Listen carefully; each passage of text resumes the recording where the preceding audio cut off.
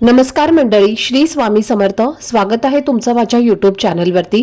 आजचा दिवस तुम्हा सर्वांना खूप छान, सुखाचा, आनंदाचा आणि समाधानाचा जाऊ देत, हीच मी स्वामींच्या चरणी प्रार्थना करते आणि आजच्या या नवीन व्हिडिओला सुरुवात करते.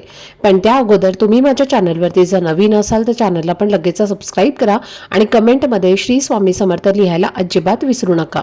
उद्या 14 जानेवारीला म्हणजेच बुधवारी मकर संक्रांत आलेली आहे आणि मकर संक्रांत हा वर्षातला पहिला सण असतो जो सूर्यदेव जेव्हा धनु राशीतून मकर राशीमध्ये प्रवेश करतात त्यावेळी साजरा केला जातो आणि म्हणूनच याला मकर संक्रांत असं म्हटलं जातं. यंदा खूप खास गोष्ट म्हणजे तब्बल 11 वर्षानंतर मकर संक्रांतीला षटतिला एकादशी सुद्धा एकाच दिवशी जुळलेली आहे आणि हा दुर्मिळ योगायोग खूप विशेष मानला जातो. कारण मकर संक्रांती आणि एकादशी एकत्र येताच त्याला त्या दिवशी केलेले उपाय, पूजा आणि दान यांचं फळ हे दुप्पट होऊन प्राप्त होतं. त्यामुळे आपण या दिवशी आपल्या जीवनात योग्य पद्धतीने कसे वर्तन करावे, कोणते उपाय करावेत, देवांना नैवेद्य कसा अर्पण करावा आणि एकादशीच्या उपवासात कोणत्या गोष्टींचं विशेष आपल्याला ध्यान ठेवायचं आहे याबद्दलची संपूर्ण माहिती आजच्या व्हिडिओमध्ये मी तुमच्यासोबत शेअर करणार आहे. त्यामुळे व्हिडिओ हा स्किप न करता शेवटपर्यंत नक्की पहा, जेणेकरून तुमच्यापर्यंत योग्य ती माहिती पोहोचेल. आणि तुम्ही माझ्या चॅनलवरती जर नवीन असाल तर चॅनलला पण लगेच सबस्क्राईब करा आणि बेल आयकॉनला पण प्रेस करा, म्हणजे मी जेव्हा कधीही नवीन व्हिडिओज अपलोड करेन त्याचं नोटिफिकेशन सर्वात आधी तुम्हाला मिळेल आणि तुमचा एकही व्हिडिओ हा मिस होणार नाही. तसेच खाली असलेल्या हाईप बटनवर सुद्धा क्लिक करा. तर मंडळी, यंदा 14 जानेवारी 2026 बुधवार हा दिवशी मकर संक्रांत आलेली आहे आणि ही संक्रांत दुपारी 3:06 सूर्यास्तापर्यंत राहणार आहे आणि या दिवशी एक अतिशय दुर्मिळ योगायोग म्हणजे षटतिला एकादशी सुद्धा जुळून आलेली आहे, जी तिथी भगवान श्री हरिविष्णू आणि माता लक्ष्मी यांना अत्यंत प्रिय असते. त्यामुळे या दिवशी केलेले पूजा, उपाय आणि सेवा खूप जास्त फलदायी ठरतात आणि त्यामुळे संपूर्ण वर्षभराचं पुण्य आणि समृद्धी आपल्याला प्राप्त होते.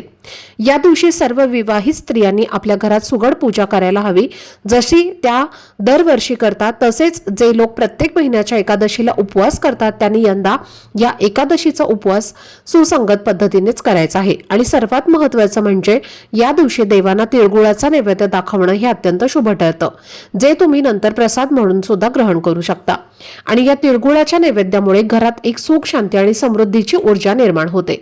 जेव्हा मकर संक्रांत आणि एकादशी एकत्र येतात तेव्हा त्या दिवशीची सकारात्मक ऊर्जा दुप्पटपटीने वाढते आणि त्या दिवशी केलेले उपाय, पूजा आणि सेवा खूप प्रभावी ठरतात.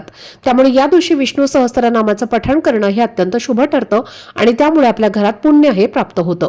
नकारात्मक ऊर्जा नष्ट होते आणि जीवनामध्ये सुख समृद्धी येते. तसेच या दिवशी सकाळी उठून अंघोळीच्या पाण्यात थोडेसे तीळ टाकून स्नान करणं, भगवान श्री हरिविष्णूंची पूजा करणं आणि स्तोत्रांचं श्रवण करणं हे अत्यंत आवश्यक आहे. सकाळी घरात विष्णू सहस्त्रनामाचं पठण करणं तसंच श्री सुक्तमचं पठण करणं या दिवशी घरातील नकारात्मक शक्ती दूर करते आणि जीवनात सकारात्मक ऊर्जा निर्माण होते. तसेच जर तुमच्या घराजवळ विठ्ठल किंवा विष्णूंचं मंदिर असेल तर तिथे जाऊन तिळगुळांचा नैवेद्य तुम्ही अर्पण करणं हे अत्यंत लाभदायक ठरते आणि हा नैवेद्य दाखवल्याने जीवनात आनंद, समृद्धी आणि नात्यांमध्ये गोडवा निर्माण होतो. यासोबतच या मकर संक्रांतीच्या दिवशी दान करणं खूप महत्त्वाचं आहे, कारण गरजू लोकांना दान केल्याने आपल्या जीवनातील सर्व अडचणी दूर होतात आणि या दानात तीळ, गुळ, मिठाई, वस्त्र यांचा समावेश केल्यास हे दान अक्षय पुण्याचं फळ देतं. आणि ज्योतिषशास्त्रानुसार या दिवशी केलेले दान कधीही न संपणारं नसतं आणि आपल्या आयुष्यातील लाभ सतत वाढत राहतात. आता यंदा मकर संक्रांतीला षटतिला एकादशी आहे, म्हणजे षटतिला म्हणजे 6 प्रकारचे तीळ. त्यामुळे मग 6 प्रकारचे तीळ याचा वापर नक्की कसा करावा, तर काय करायचं आहे, तिळाने तुम्हाला स्नान करायचं आहे, तिळाचं उटणं लावायचं आहे, तिळाच्या घरामध्ये होम हवन करायचं आहे.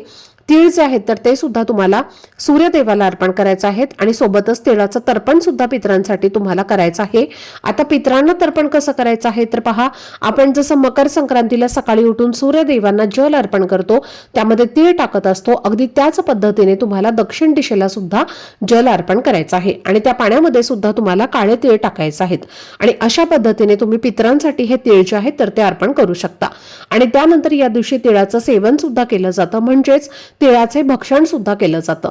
तर अशा 6 प्रकारे तिळाचा वापर आपण संक्रांतीच्या दिवशी केला तर त्याचं पुण्य जे आहे तर ते आपल्याला खूप अधिक पटीने प्राप्त होतं। म्हणजेच आता 14 तारखेला तुम्हाला काय करायचं आहे, मकर संक्रांतीची पूजा जशी आपण दरवर्षी नेहमी करतो तशीच करायची आहे। जो एकादशीचा उपवास जे लोक करतात त्यांनी एकादशीचा उपवास सुद्धा करायचा आहे आणि एकादशीच्या दिवशी तीळ आणि गुळाचं सेवन केलं तरी सुद्धा चालणार आहे, त्यामध्ये काहीच अडचण नाही। म्हणून तुम्ही प्रसाद म्हणून तिळगुळ जे आहे तर ते नक्कीच खाऊ शकता। आता यंदा 2026 मध्ये 14 जानेवारीला जी मकर संक्रांत आलेली आहे तर तिचं वाहन वाघ असून उपवाहन घोडा आहे। यंदा संक्रांती देवीने पिवळे कपडे म्हणजेच पिवळे वस्त्र धारण केलेले आहे, हातात गदा घेतलेली असून केशराचा टिळा लावलेला आहे, वयाने ती कुमारिका असून बसलेल्या स्थितीमध्ये आहे, वासा करता जाईचं फूल हातामध्ये घेतलेलं असून ते पायस भक्षण करीत आहे आणि जाती सर्प असून पोषणार्थ मोती धारण केलेला आहे। आता या संक्रांतीच्या काळामध्ये आपल्याला कोणती कामं जी आहेत तर ती अजिबात करायची नाहीत। तर पहा, या संक्रांतीच्या पर्व काळामध्ये दात घासणं, कठोर शब्द वापरणं, गवत तोडणं, वृक्ष तोडणं किंवा गाई म्हशीची दार काढणं, घरात वादविवाद करणं यासारख्या गोष्टी ज्या आहेत तर त्या आपल्याला पूर्णपणे यंदा मकर संक्रांतीला टाळायच्या आहेत। तसेच संक्रांती देवी पायस भक्षण करीत असून या दिवशी घरामध्ये खीर जी आहे तर ती आपल्याला बनवायची नाही आणि खीरीचं सेवन सुद्धा आपल्याला करायचं नाही। तसेच यंदा मकर संक्रांत जी आहे तर ती पिवळ्या रंगावर आलेली आहे, त्यामुळे आपल्याला पिवळ्या रंगाचं वस्त्र हे अजिबात परिधान करायचं नाही। तसेच जाईच्या फुलांचा गजरा जो आहे तर तो सुद्धा स्त्रियांनी यंदा मकर संक्रांतीला लावायचा नाही। तसेच संक्रांतीला दागिने घालताना जे काही मौल्यवान दागिने असणार आहेत तर ते यंदा तुम्हाला परिधान करता येणार नाहीत। संक्रांत आणि षटतिला एकादशी एकत्र आल्यामुळे एक सुंदर योग जो आहे तर तो जोडून आलेला आहे आणि त्याचा लाभ तुम्हाला अवश्य घ्यायचा आहे। भगवान श्री हरी विष्णूंची पूजा नक्की करा। तसेच तुम्हाला दान सुद्धा करायचं आहे, तुमच्या यथाशक्तीने तुम्हाला जे काही दान करणं शक्य होईल तर ते दान तुम्हाला यंदा मकर संक्रांतीला आवर्जून करायचं आहे। सांगितल्याप्रमाणे दानाचं आपल्याला अक्षय पटीने पुण्य हे मिळत असतं, म्हणजे कधीही न संपणारं पुण्य आपल्याला मिळत असतं। त्यामुळे तुम्ही या दिवशी दान करायचं आहे। मग ते दान तुम्ही कोणत्याही स्वरूपामध्ये करू शकता, गाईला घास देऊ शकता, गरजू व्यक्तींना तुम्ही अन्नदान करू शकता, तिळाचं दान तुम्ही करू शकता, तांदळाचं दान तुम्ही करू शकता, जे काही तुमच्या ऐपतीप्रमाणे तुम्ही जे दान तुम्हाला करायचं आहे तर ते तुम्ही दान करायचं आहे। पण पहा, दान करताना तुम्हाला चुकूनही तेलाचं दान अजिबात करायचं नाही। मग ते भोगी असो, संक्रांत असो किंवा किंक्रांत असो, या तीनही दिवशी तुम्हाला चुकूनही तेलाचं दान हे अजिबात करायचं नाही। मग ते मंदिरात असो किंवा घरात असो किंवा घराच्या बाहेर असो, चुकूनही तुम्हाला तेलाचं दान हे अजिबात करायचं नाही। त्यामुळे तुमच्या कुंडलीमध्ये असणारा राहू केतू शनी जो आहे तर तो खराब होऊ शकतो, तुम्हाला अनेक संकटांचा सामना देखील करावा लागू शकतो। त्यामुळे मकर संक्रांतीला कधीही तेलाचं दान हे करायचं नसतं। तसेच बरेच जण मकर संक्रांतीला पहा दान करायचं असतं म्हणून मंदिरामध्ये दान करावं म्हणून झाडू मंदिरामध्ये दान करत असतात, पण संक्रांतीला झाडू खरेदी केला जात नाही किंवा झाडूचं दान सुद्धा केलं जात। तर इतर तिथी हे दान करण्यासाठी शुभ असतात, पण मकर संक्रांतीला झाडूचं दान करणं म्हणजे एक अशुभ लक्षण आहे। त्यामुळे आपल्या घरातील जे काही लक्ष्मी आहे, लक्ष्मीचं स्थान जे आहे तर ती अलक्ष्मी घेऊ शकते, घरातनं लक्ष्मी ही काढता पाय घेईल आणि घरात गरिबी दरिद्रता येऊ लागेल। त्यामुळे तुम्हाला चुकूनही मंदिरामध्ये झाडू हा दान करायचा नाही। तुम्ही जर विचार करत असाल तर तो अजिबात करू नका। तर ही अत्यंत महत्त्वाची माहिती मला तुमच्यासोबत शेअर करायची होती। आजचा हा व्हिडिओ जर तुम्हाला आवडला असेल, माहितीपूर्ण वाटला असेल तर व्हिडिओला लाईक, शेअर आणि चॅनलला सबस्क्राईब नक्की करा। भेटूयात पुढच्या व्हिडिओमध्ये, तोपर्यंत सर्वांना श्री स्वामी समर्थ।